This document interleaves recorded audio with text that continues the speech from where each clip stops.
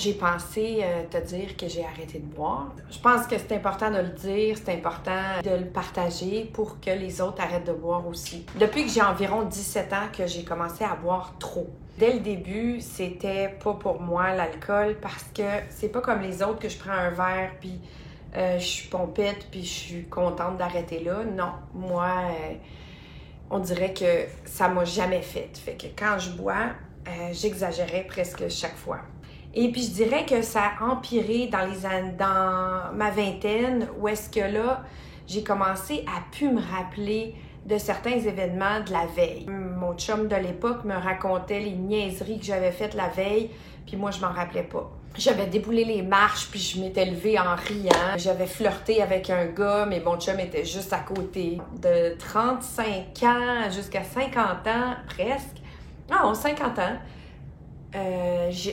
J'exagérais peut-être à chaque semaine ou à chaque 2 semaines. On dirait que dans ma tête, là, que, tu sais, je veux toujours tout contrôler, je veux toujours tout gérer ce qui se passe autour de moi. Un moment donné, dans ma tête, ça fait comme « Hey! » Je me laisse aller. Dès que je voulais lâcher prise, ma seule solution, c'était l'alcool.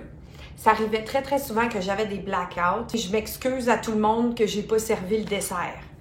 Puis là, tout le monde me regarde en riant, puis ils disent « Ben oui, t'as servi le dessert. » Puis moi, je m'en rappelle pas, pantoute. Ou j'ai enlevé mon top dans le spa. Ça, c'est pas tellement le fun. En janvier 2019, j'ai rencontré Tania, qui est une technicienne en perte de poids. Et Tania m'a dit qu'il fallait que j'arrête de boire, ou en tout cas que je me modère beaucoup, parce que sinon, ça allait pas marcher, peu importe ce que je ferais. Alors, j'ai essayé de modérer. On sait tous à quel point ça marche pas, la modération, pour ceux qui ont un problème avec l'alcool. Modérer, là, ça fonctionne pour ceux qui boivent pour les bonnes raisons. Déguster du vin, apprécier son goût, apprécier son histoire. Moi, je buvais pas pour ça, je buvais pour le buzz. Mes enfants, c'est ça qui a vraiment fait que j'ai décidé qu'il fallait que j'arrête de boire. Mon fils m'a filmé quelques fois. Alors ça, vraiment, le lendemain matin, il m'oblige à le regarder. Ça fait honte. On est supposé aussi donner l'exemple à nos adolescents, puis là, quel exemple de mère j'étais, là, ça n'a pas d'allure. Ben, il y a mon entraîneur aussi qui me disait tout le temps que ça marcherait pas, là, si je buvais, là, c'était comme je m'entraînais dans le vide.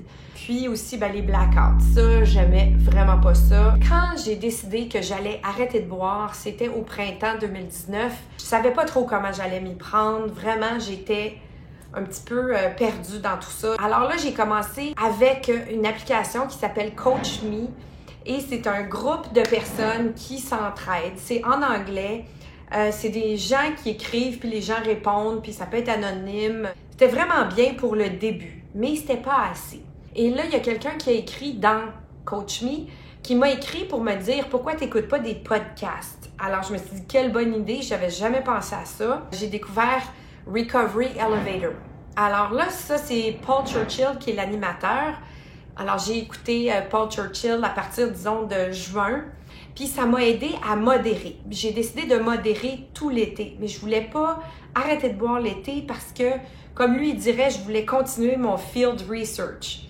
À ma grande surprise, j'ai réussi. Alors, je buvais jamais plus qu'un verre chaque jour quand je buvais. Des soirs, je buvais pas du tout. J'avais déjà cédulé quelque chose qui allait m'aider à arrêter complètement. Parce que j'avais déjà mis une date et c'était le 20 août. J'ai pris un rendez-vous avec un hypnotiste. J'avais aucune idée si ça allait marcher, j'y croyais plus ou moins, mais je m'étais dit, on met toutes nos chances de notre côté. Il s'appelle Jacques Cloutier, son bureau est à Longueuil, il y a un site internet extraordinaire. Ça a duré, je dirais, presque 3 heures. Le même soir, je suis allée au restaurant avec mon mari, il a pris du vin devant moi. Puis moi, j'avais zéro le goût de boire du vin. Ça, c'était il y a 6 mois déjà.